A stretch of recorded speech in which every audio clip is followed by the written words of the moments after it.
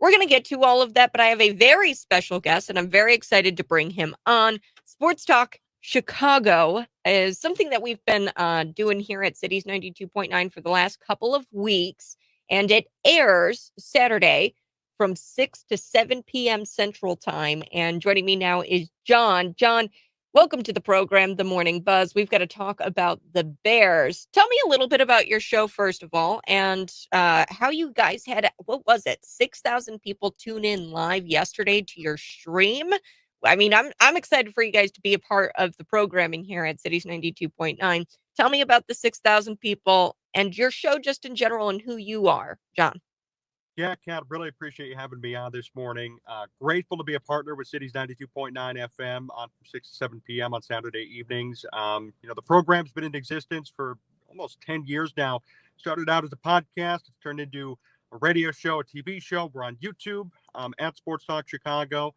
And we had 6,000 plus people on our live stream yesterday broadcasting the horrendous and mediocre Bears game. What we do every Sunday is actually we deliver play-by-play and commentary for Bears games. We can't show the game because it's, due to contractual reasons with the NFL, but we do broadcast the game with things off the screen. And, we had a lot of people tune in yesterday. The game got so out of hand that Fox across the country actually cut the game on television and sent viewers to different games across the country. So a lot of people tuned in because the Bears were just not on TV anymore because the game was so bad. But we stuck with it throughout, and we watched them get their butts kicked 42-10 out in Kansas City. Oh, big yikes. And I've got some questions. So your overall reaction to the Bears and the Chiefs game yesterday, they got their butts kicked. So why did why did Fox cut away? Was that bad? Yep. So usually it's standard practice, actually, because they lose viewership, they lose ratings. So the Bears and Chiefs game was America's game of the week, which means that the majority of households who have a Fox station in their market got the Bears and Chiefs. And by halftime, the Bears were shut out. At one point, it was 41-0. The Bears didn't score anything still. I had fans on the stream who told me they've been fans for 60 plus years. This was the worst Bears game they've ever witnessed in the 60 plus years they've watched this team. So Fox cut away because they were losing viewers left and right. So some diehard Bears fans who are in different markets who were watching the game all of a sudden couldn't see the game. So I said, hey, put out a little announcement on Twitter and Facebook. I'm like, guys, we don't have the footage for you, but if you want to hear what happens the rest of the game and you don't have Sunday ticket, you want to see it for free, come on over on YouTube and you could watch us and enjoy the pain with us as we see how this one ended. And it was a doozy, to say the least, Cat. It was so bad to watch. Yeah, well, and I mean, where do they go from here? Is there a way for them to get better? We're gonna get to Justin Fields here in a minute, but where do they go? They got a clean house, in my opinion. I know we're 3 games in, and this might be an overreaction to some. But let me just paint a picture for you here. The Bears have actually set a franchise record with their loss yesterday, 13th straight loss. It's a franchise record. As bad as the Bears have been over the years, you think about Rex Grossman and Kyle Orton and Jake Cutler, go back to the 90s and 80s even. This is the worst they've ever been. 13th straight loss, franchise record. Worst point differential in football at this point. And there was a team yesterday, Cat, that lost 70-20. A team scored 70 points on a team, and the Bears still have the worst point differential in football. I mean, wow. Logic dictates that Justin Fields should be out of there. He is definitively not the answer at quarterback. Ed Eberflus should be fired because this is beyond futile. And Ryan Poles, who spent a lot of money this offseason to improve this roster, has turned into has really laid a big egg here because all the money that they spent and all the time that they put in the offseason has led to minimal results at best. If anything, it's been worse off considering they've spent more money. Last year, they had lost 14 games. They went 3-14, worst record ever in franchise history. But there was a consensus that they were almost trying to get the top pick and, turn things around this season. Well, it looks like they're on pace to lose more and just as much this year as well. So it's pretty bad. And I would suggest that immediately everybody has to go. They need new leadership. They need a new quarterback. They need new everything. Is that going to happen right now? Probably not, but it should, considering how they've started. So What's Justin Fields' problem? Is he throwing passes away? Is he just getting sacked? I mean, what is it?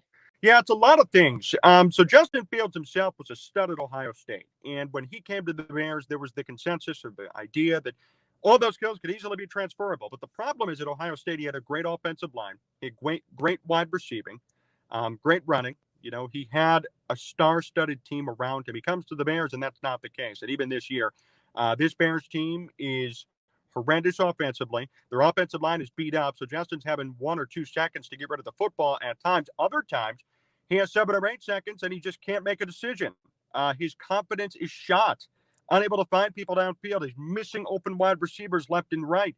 They're not letting him run the football like he did last year. He has less than 100 rushing yards right now through 3 games, which is completely unlike him. So it's a combination of bad play calling, not play calling according to his strengths. But at the same time, in his third year, Justin Fields just doesn't get it, doesn't see it. They talk about the eye test in the NFL where, at some point you look at a quarterback and you just know, okay, he is going to be a stud or he's a big dud. He's a bust. And at this point, I mean, reads are lacking. Instincts are lacking. He's missing guys wide open.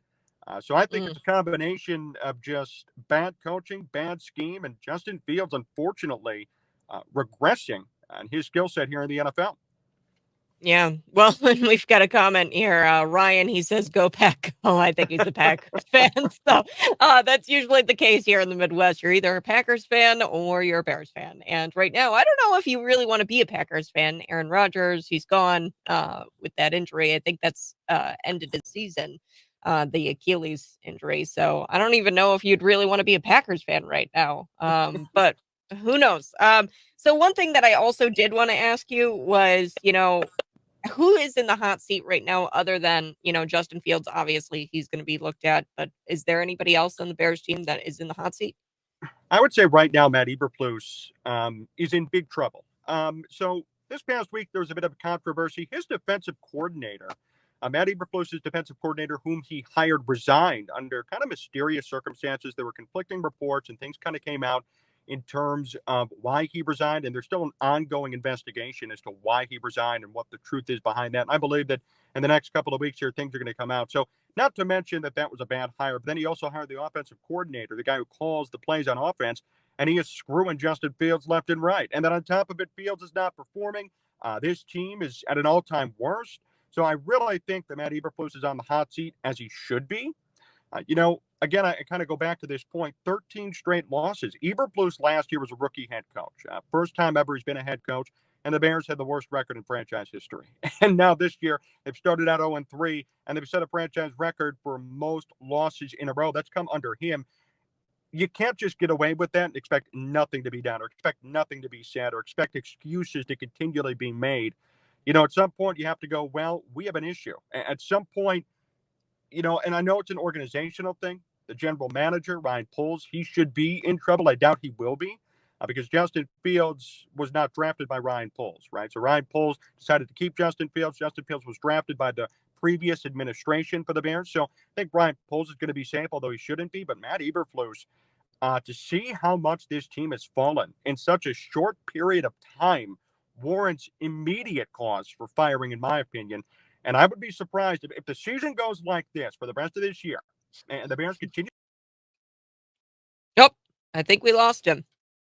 Oh no, Jon Z. He got nicked out of the stream there. He might be coming back. I got one more question for him. Oh, he's back. Here we go. Jon Z. He's back with Sports Talk Chicago. Folks, you will want to find him on Twitter. He's on YouTube. You can find his archived videos on YouTube on cities929.com. It's right under shows. You click Sports Talk Chicago and you'll be able to find Jon Z right there. But John, you were saying that if it continues, if this trend continues for the Bears, what's going to happen? I would say Matt Eberflus is going to be fired by the end of the year.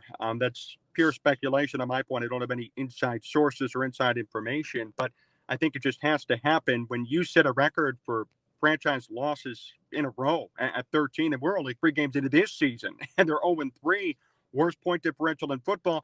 Cat, the team the Bears are going to face next week lost yesterday 70-20. Okay, they lost by 50 points.